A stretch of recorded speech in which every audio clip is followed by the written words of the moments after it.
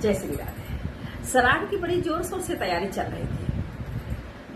बेटा अंदर गया, अपनी पत्नी से बोला, आज तुमको याद है ना श्राद्ध है? पत्नी बोलती है, हाँ मुझे याद है, आज माता जी का श्राद्ध है और मैंने उनकी मनपसंद के सारे खाने बनाए हैं। आपको पता है माँ जी को हलवा बहुत पसंद था और मैंने सारे मेवे डाल के वो हलवा भी बनाया है। पति बहुत खुश होता है, बोलता है ठीक है तैयारी करो और इसके साथ साथ मुझे भी ऑफिस जल्दी जाना है, मेरा टिफिन भी तैयार कर देना।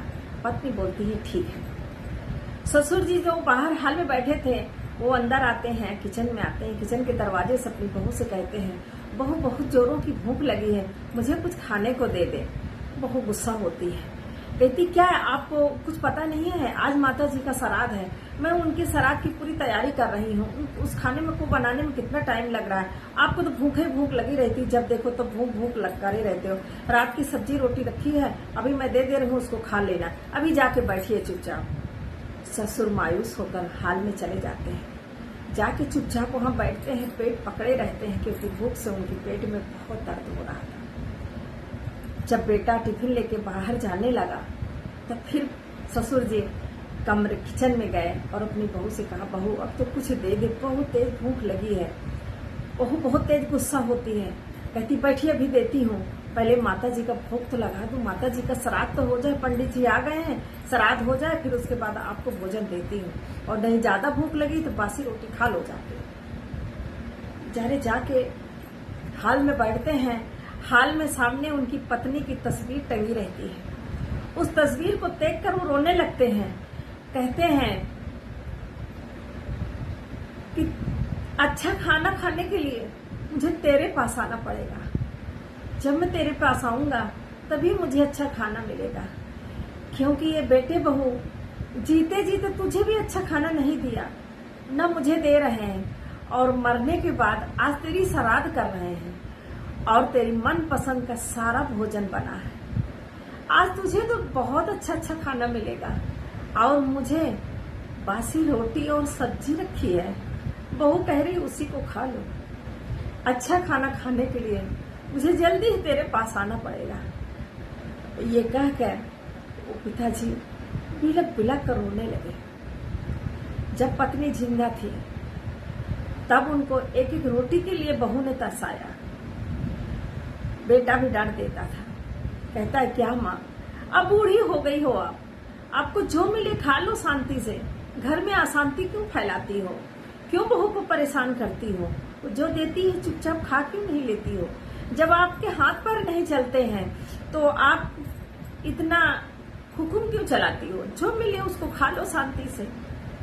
और आज वो माँ के जाने के बाद उनकी मनपसंद का एक एक चीज बहू ढूंढ ढूंढ के बना रही है और बड़ी खुशी से बना रही है, प्रेम से बना रही है। काश ये जीते जी अपनी सास को प्रेम से ऐसे बना के सब कुछ उनकी पसंद का खिला देती तो आज श्राद्ध उनके मरने के बाद ना भी करती तो भी सासू माँ खुश होती। क्या हम जानते हैं, क्या हमको पता है कि मरने के बाद जो हम श्राद्ध कर रहे हैं, जो खाना हम दान कर रहे हैं या जिसको खिला रहे हैं, क्या हमारे बुजुर्गों के पेट में जा रहा है, ये हमें नहीं पता है।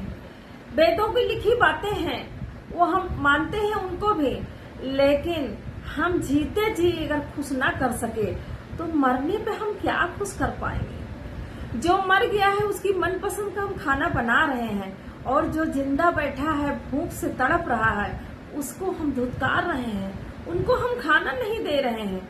ये कौन सी श्राद्ध कर रहे हैं? सासू माँ का श्राद्ध कर रही हैं, सासू माँ को प्रेम से भोजन बना के उनको खिलाने की तैयारी कर रही हैं और ससुर जी को तड़पा रही हैं भूख से, तो सासू माँ कितनी खुश होंगी? कभी नहीं खुश हो सकती हैं, क्योंकि पत्नी हमेशा अपने पति अपने बच्चों को ही खिलाकर खुश होती है। जब उनका पति भूखा पेट बैठा है, पेट दबा के रो रहा है भूख के मारे, और उनकी पत्नी को कोई खाना देगा तो वो कैसे खाएंगी? जो पत्नी जिंदा रहते बिना पति को खिलाए, बिना बच्चों को खिलाए खाया नहीं, वो पत्नी मरने के बाद कैसे खा सकती है? ये हमें सोचना पड़ेगा। एक पुरानी कहावत भी कही गई है ना, लोग कहते, हमारे दादी लोग भी कहती थी कि जीते ना करे आराधा और मरे करे सराधा।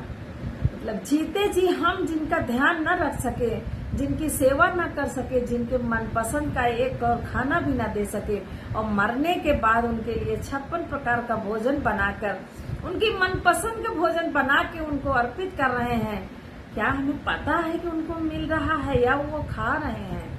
ऐसा मत करिए। उनको जीते जी जो पसंद है आपके बुजुर्ग को उसको जरूर खिलाइए, उनको बना के उनको पेट भर खाना प्रेम से खिलाइए। मरने के बाद आप श्राद्ध करें या न करें कोई फर्क नहीं पड़ता है, लेकिन जीते जी अपने बुजुर्गों को खुश कर लीजिए, बहुत आशीर्वाद मिलेगा।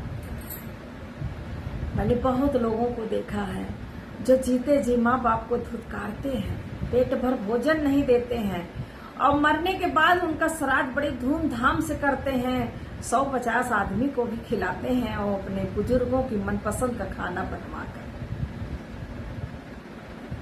आप लोग इस बात से कितना सहमत हैं? मैं 1% भी नहीं सहमत हूँ। आप जिन सास ससुर को जिंदा रहते देखना नहीं चाहते थे, जिनसे एक रत्ती भर नहीं डरते थे, मरने के बाद उनका श्राद्ध इसलिए कर रहे हैं, इसलिए उनको खाना खिला रहे हैं कि कहीं मेरे सास ससुर क्रोध में आकर हमको श्राप न दे दें। अरे मूर्खों, जब माँ बाप जीते जी आपको श्राप नहीं दे सकते हैं तो मरने के बाद आपको श्राप कैसे देंगे? मरने के बाद आपका अमंगल वो कैसे सोच सकते हैं?